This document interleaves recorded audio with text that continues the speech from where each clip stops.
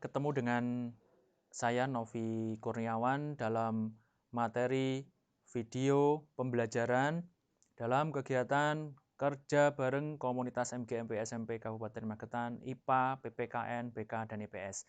Pada kali kesempatan ini saya akan memberikan materi bagaimana membuat konten video pembelajaran yang mudah dan bisa kita gunakan untuk memberikan materi ke siswa berupa video pembelajaran atau konten video pembelajaran yang menarik dan bisa diterima oleh siswa sehingga pembelajaran bisa berjalan dengan baik dalam masa pembelajaran jarak jauh saat ini.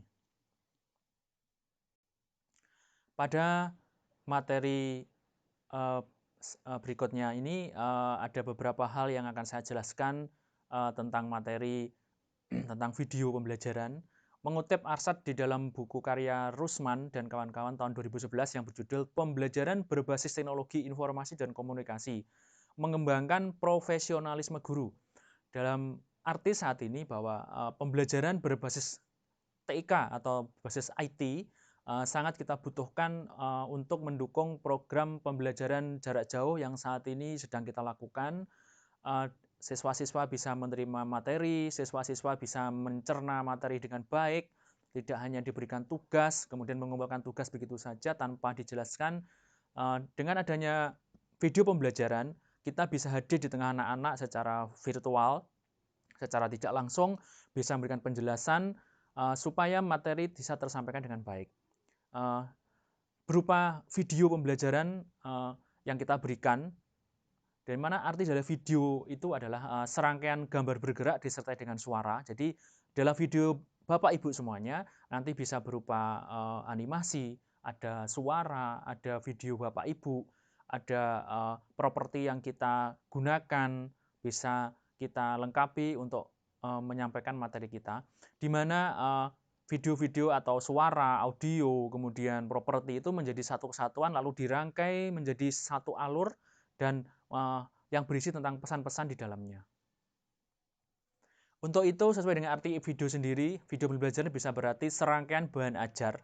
Serangkaian bahan ajar berarti lengkap, detail yang diberikan melalui tayangan gambar bergerak atau berupa digital atau berupa video audio yang disertai dengan suara, alur, dan pesan-pesan di mana konten video itu sesuai dengan mata pelajaran Bapak Ibu. Nah, saat ini Bapak Ibu semuanya berbeda dengan pada beberapa tahun yang lampau, di mana ketika kita ingin membuat sebuah video itu membutuhkan suatu perangkat yang mahal, kemudian sulit dicari seperti handycam, kaset, VCD, kemudian ketika kita menggunakan handycam pun pada waktu yang lalu kita harus menggunakan kaset yang baru kita capture dan itu prosesnya agak lama. Jadi saya kira itu membuat kita akan berpikir berat untuk memulai membuat sebuah video karena harus mempersiapkan perangkat yang begitu kompleks.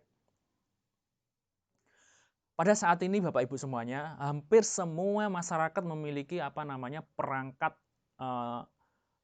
elektronik ya untuk komunikasi, di mana perangkat elektronik itu tidak hanya berupa SMS, WA saja, tapi sekarang sudah berupa smartphone yang begitu canggih, bahkan kemampuan teknologinya bisa digunakan setara dengan laptop, bahkan bisa kameranya begitu kualitasnya sangat tinggi, bisa sampai kualitas HD, bahkan bisa menyamai kamera SLR.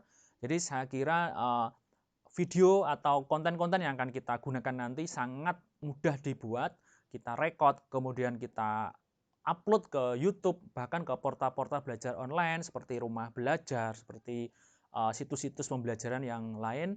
Dan saya kira kita harus mulai saat ini untuk membuatnya karena begitu mudah dan sangat sederhana. Langkah-langkah yang pertama Bapak Ibu semuanya yaitu menyiapkan skenario. Kenapa kita buat skenario? Karena supaya kita untuk membuat sebuah konten yang bagus, menarik, kemudian detail, kemudian bisa diikuti oleh siswa harus sesuai dengan skenario yang kita rancangkan. Seperti sama membuat ketika kita membuat film, membuat video pembelajaran juga sangat membutuhkan suatu namanya skenario atau alur cerita. Fungsinya untuk apa skenario itu Bapak Ibu semuanya? Berfungsi sebagai pemandu kemana arah pembicaraan kita ketika kita direkam nanti. Jadi kita direkam itu tidak putus-putus, kita tidak ragu-ragu lagi menyampaikan, supaya tidak terlalu banyak editing Bapak Ibu semuanya. Karena supaya video yang kita buat itu bisa dibuat, direkod, kemudian jadi. Jadi langsung kita upload, kita share ke siswa-siswa kita yang ada di rumah.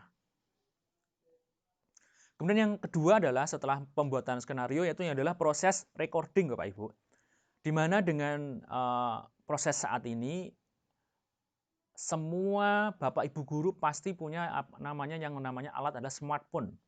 Smartphone saat ini hampir semua punya smartphone dengan teknologi yang sangat canggih. Selain itu, jika Bapak Ibu mulai memiliki perangkat yang lebih tinggi spesifikasinya seperti kamera SLR, mirrorless, itu lebih baik lagi. Tetapi dengan smartphone sekarang tidak kalah canggihnya Bapak Ibu semuanya. Dan ketika kita melakukan recording, satu hal yang begitu penting yaitu kita harus menjaga posisi alat kita, perangkat kamera kita, bisa menggunakan tripod, kemudian pencahayaan atau lighting-nya juga harus bagus. Dan di sini untuk yang dari sisi kualitas, Bapak Ibu bisa menggunakan lighting yang disiapkan, atau kalau kita tidak mau ribet, kita bisa cari tempat ruangan yang benar-benar bagus, kemudian kita letakkan alat kita di situ, direkod, kemudian kita produksi videonya, udah jadi Bapak Ibu, tinggal kita upload ke media online kita. Kemudian proses yang berikutnya adalah pemberian ilustrasi atau properti ya Bapak Ibu semuanya.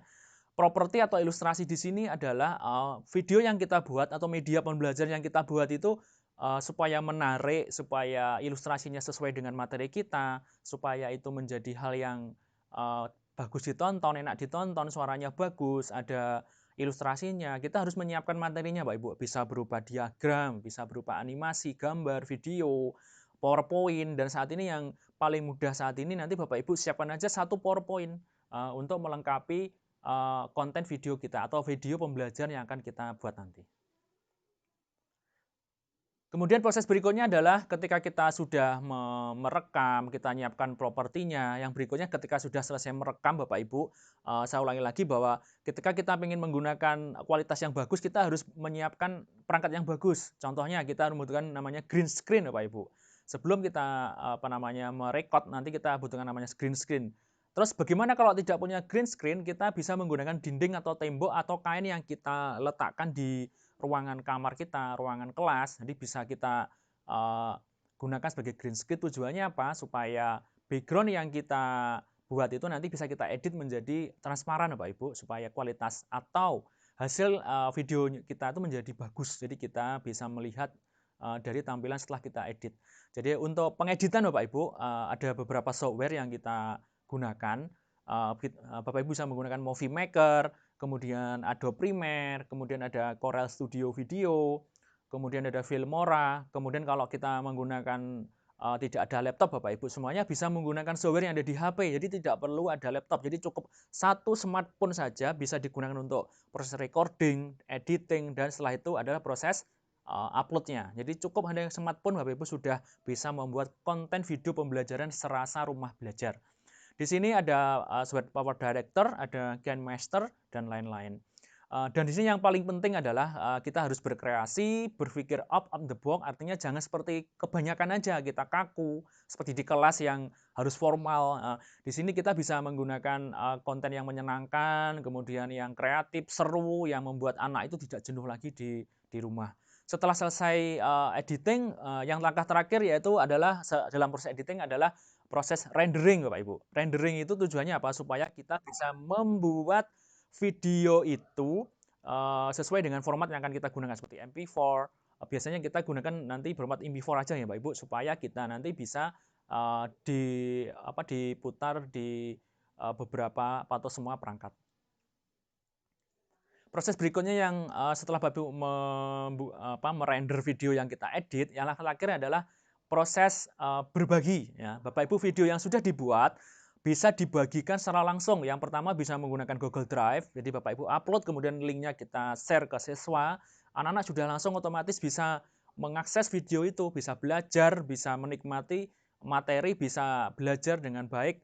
Tidak hanya dikirimi tugas saja tanpa ada penjelasan. Jadi sekarang anak-anak akan lebih menyenangkan dalam pembelajaran.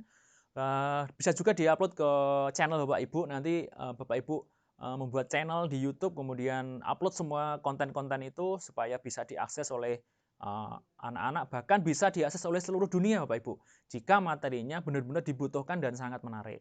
Ataupun juga diunggah ke portal belajar yang saat ini banyak sekali, bahkan Kemdikbud juga memberikan ruang untuk guru, Bapak Ibu guru untuk mengupload ke portal rumah belajar juga. Untuk video yang sudah kita buat, ya, nanti kalau Bapak Ibu sudah terbiasa, nanti begitu mudah sekali dalam membuat video pembelajaran, dan Bapak Ibu juga bisa melihat di channel saya nanti. Di situ ada tampilan channel saya nanti. Oke Bapak Ibu, di sebelum masuk ke berikutnya, itu ada alat-alat yang kita butuhkan untuk proses produksi nanti. Ini hanya gambaran saja. Ada kamera SLR, kamera mirrorless, ada smartphone, laptop, tripod, mikrofon, ada green screen. Nah, Bapak Ibu nanti bisa menggunakan perangkat yang Bapak Ibu punyai, bisa menggunakan properti yang dipunyai di tempat masing-masing, bisa menggunakan dinding sekolah, dinding kamar, bisa memproduksi sebuah video.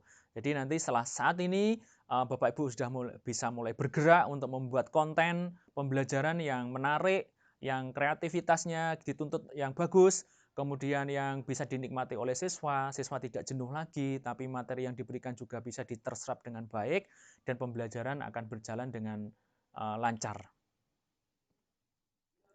Terima kasih Bapak Ibu semuanya. Nanti Bapak Ibu juga bisa mampir ke channel saya, channel YouTube saya, Novi Kurniawan, diketik saja, kemudian bisa mampir ke IG saya, ada blog, ada alamat blog saya dan Facebook saya. Jadi pada saat ini mari kita mulai untuk membuat sebuah video pembelajaran yang menarik. Kita produksi sendiri, kita buat sendiri untuk siswa kita. Jadi untuk melengkapi kumpulan atau media-media yang saat ini sudah ada, supaya video pembelajaran yang kita buat itu bisa digunakan oleh seluruh siswa, bahkan oleh seluruh masyarakat yang bisa mengakses video-video kita. Sekian, terima kasih. Jika ada kekurangan, mohon maaf. Terima kasih.